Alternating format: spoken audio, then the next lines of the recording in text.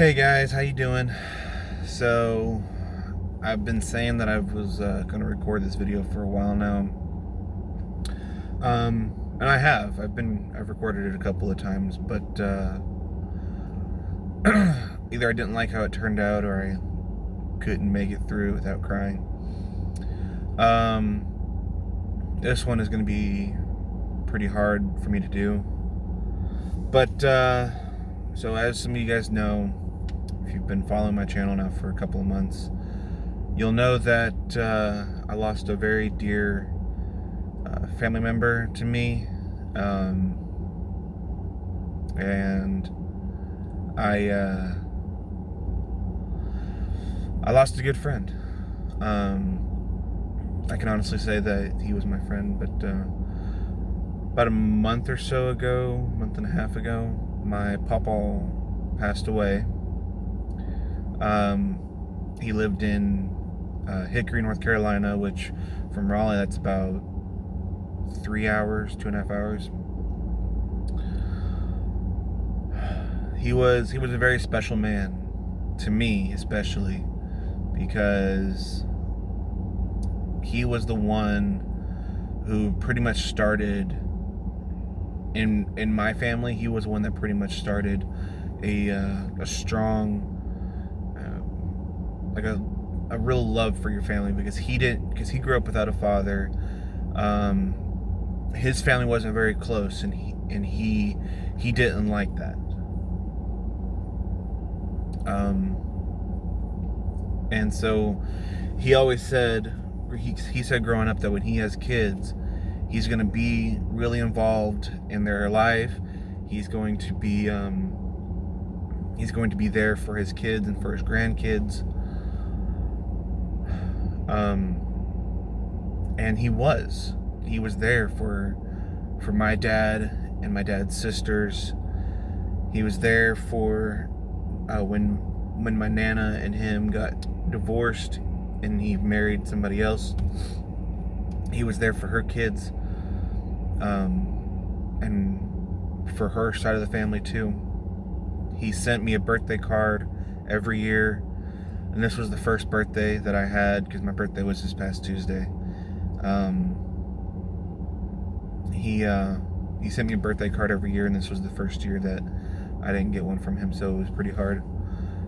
He always called me on my birthday. He called me on Christmas every year. If he wasn't there spending Christmas or Thanksgiving with us, he always made sure to give us a call. And he would call me, and I would call him. I tried to talk to him at least once a week, if not more than that. When I moved down here to Raleigh, one of the first things I did was I went over there and I saw him, and my Nana too, because she still lives in Hickory.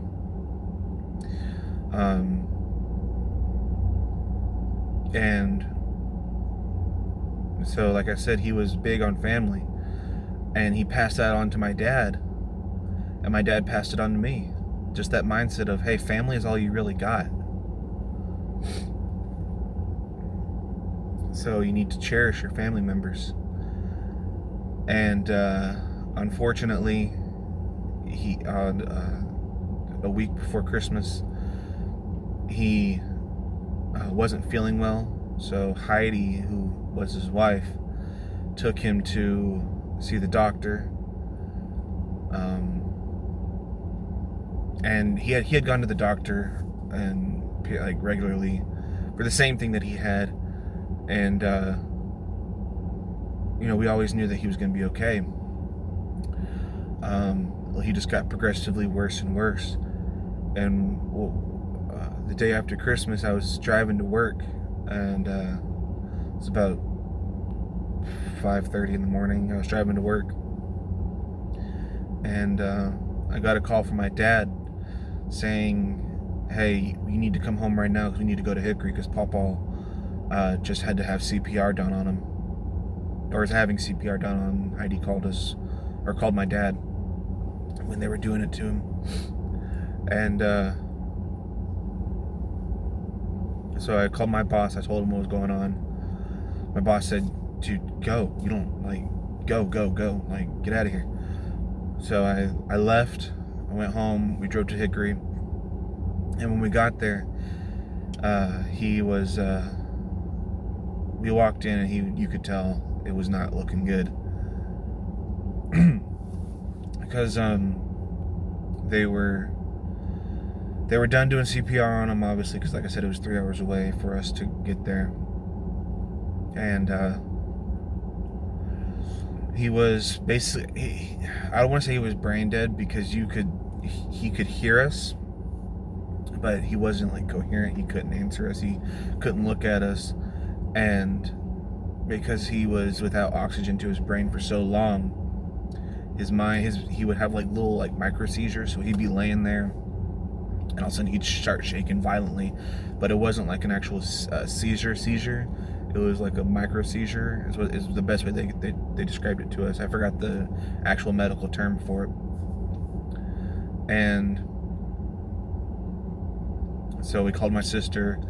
She finally made it down that night, and so we were all there together. The next day, which was a Friday,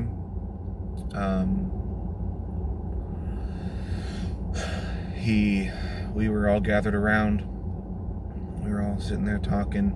All my cousins were there. Both my aunts, all my cousins on my dad's side were there. My aunts were there. Everybody that knew him were there.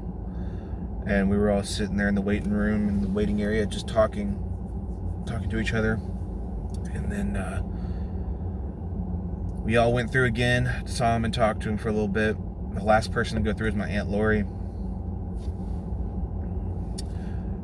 And while she was in there, she came out crying, and we're like, "What happened? What happened? Like, are you okay?" You know, like, we all like every time we went in there and saw him, we all came out crying. It was just what it was. We went over her and hugged her, and she told us that when she was in there talking to him, all of a sudden his heart stopped again. And they were in there doing CPR on him, and doing the paddles and whatever it was that they had to do to him. They were in there for about 15-20 minutes, and they called Heidi, my dad, and my two aunts, my Aunt Lori, my Aunt Jenny, to go in there and ask him, "Hey, what do you want to do?" When they walked in to the room that he was in, they were still doing CPR on him, and my dad asked Heidi, "What do you want to do?" And Heidi said, "I don't know, you guys make the choice, I can't do this." She was sitting there crying, and my dad just basically said, "Just go ahead and stop. Just go ahead and stop." So my dad made the decision to basically let him go. And, sorry. And so they stopped doing CPR on him, and my dad's sisters, and Heidi, who was his wife at the time, were there when he, when his heart officially stopped beating. So we all gathered around. So they came back out, crying, obviously. And then they said, "We're gonna clean him up, wipe, all the spit, the blood off of him, take all the tubes out of him, and then you guys can go in there and say your goodbyes." So we all went into the room with him, spent our time with him.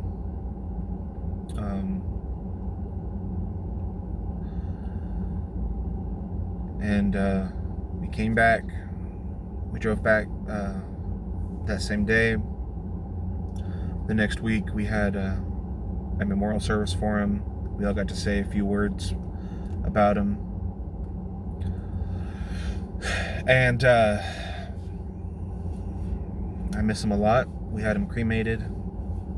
And what we're going to get is we're all going to get these little things, these little pendant things, like a necklace type situation, that has his ashes in it. And I'm going to hold on to that for a long time. I'm going to cherish it forever. I don't know y'all's belief is about death. I don't know if you guys just believe if, once you die, that's it.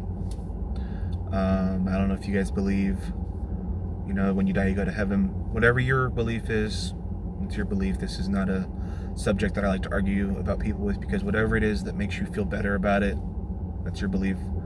I believe that when you die, you go in the ground, or whatever it is you go into, whether you have your family member cremated and you have them,